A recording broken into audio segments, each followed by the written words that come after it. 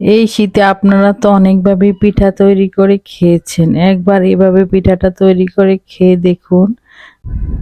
আর এই পিঠাটা বানানো খুবই সোজা, আর খেতেও হবে খুব অসাধারণ। বড় থেকে ছোট সবাই খুব পছন্দ করে খাবে। তবে চলুন শুরু করা যাক আমি পিঠাটা কিভাবে বানিয়েছি। এই পিঠাটা বানানোর জন্য এখানে আমি 1.5 কাপ পানি দিয়েছি, তারপর স্বাদ মতো লবণ, 2 কাপ পরিমাণ আটা এখানে আমি দিয়ে দিব।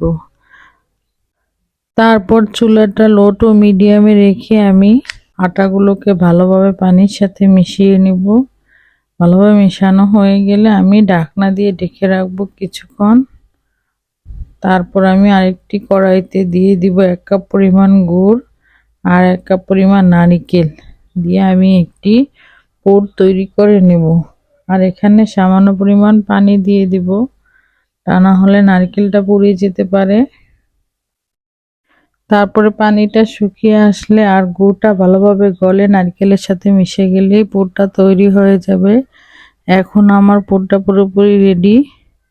তারপর এটা আমি নামিয়ে ঠান্ডা করে রাখবো একপাশে। তারপর আমি সেই চালের গুঁড়োটাকে, সিদ্ধ করা চালের গুঁড়োটাকে ভালোভাবে নেড়ে তারপর মধ্যে একটি ডো তৈরি করে নেব। আমার ডোটা রেডি। এখন আমি এটাকে হাত দিয়ে কিছুক্ষণ মধ্যে এখান থেকে অর্ধেকটা দিয়ে বড় সাইজের একটি রুটি তৈরি করে নেব। রুটিটা মোটা করে তৈরি করে নিতে হবে। এই পিঠাটা বানানোর সাথে সাথে আমার বাসায় সবাই খেয়ে ফেলেছে, বুঝেন এতটাই মজা হয়েছে। তারপর রুটিটা তৈরি করা হয়ে গেলে আমি এখানে ছুরির সাহায্যে চারপাশ থেকে কেটে নেব। কেটে একটি স্কোয়ার শেপ করে নেব।